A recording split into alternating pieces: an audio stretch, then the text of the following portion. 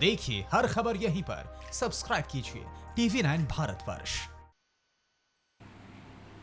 Sir, आपके द्वारा एक निर्णय लिया गया कि चाइनीज ऐप विभागों में नहीं। हाँ, निश्चित तौर से लोक निर्माण विभाग की अगर सड़क बनेगी या सेतु बनेगा या राजकीय निर्माण निगम के माध्यम से कोई भवन बनेंगे, चाहे मेडिकल कॉलेज बने, चाहे विश्वविद्यालय बने, उसमें किसी भी प्रकार से अब चाइनीज सामानों का उपयोग नहीं होगा।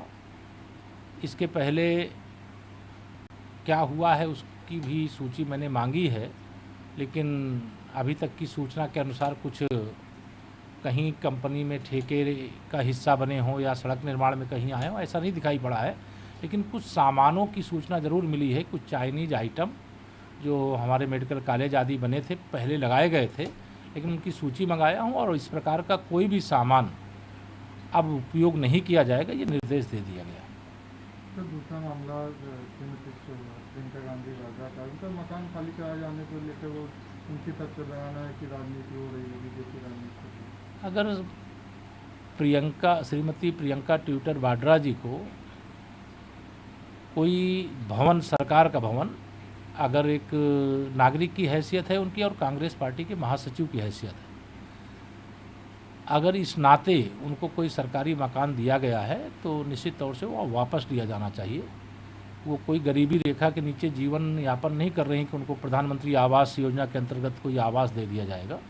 वो सरकारी बंगले को खाली करें, वो सरकार की संपत्ति है और अपनी उनके पास तमाम सारी ज़मीनें हैं, बहुत सारे मकान हैं, बहुत सारी उनकी संपत्ति है, उससे अपना मकान बनाएं, उसमें रहें।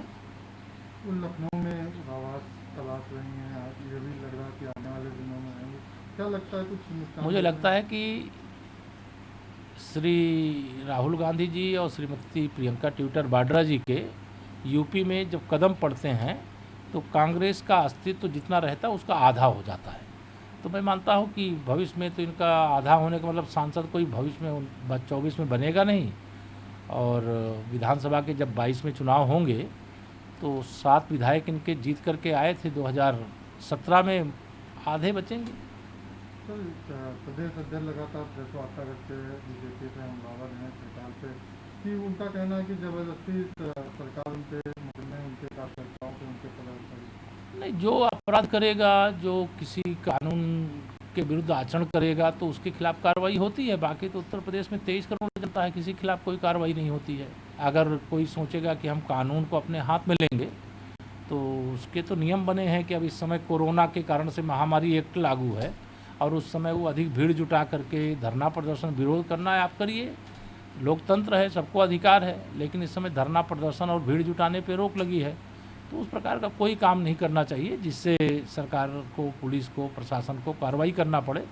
लेकिन इनको मैं ये देख रहा हूँ कि चाहे वो राहुल गांधी जी हों, चाहे प्रियंका गांधी जी हों, ये सब मिल कर के कांग्रेस के प्रदेश अध्यक्ष को आगे झोंक देती हैं और पीछे से तमाशा देखती हैं। अब कानून का उल्लंघन करने पे जेल तो जाना पड़ेगा और उसी में वो जेल चले गए, कई दिन तक कोई उनसे मिलने भी नहीं गया। अब वो जब न्यायालय का आदेश आया तब उनको रिहा कर दिया गया। अगर वो फिर इस प्रकार की गलती करेंगे तो फिर कार्रवाई होगी।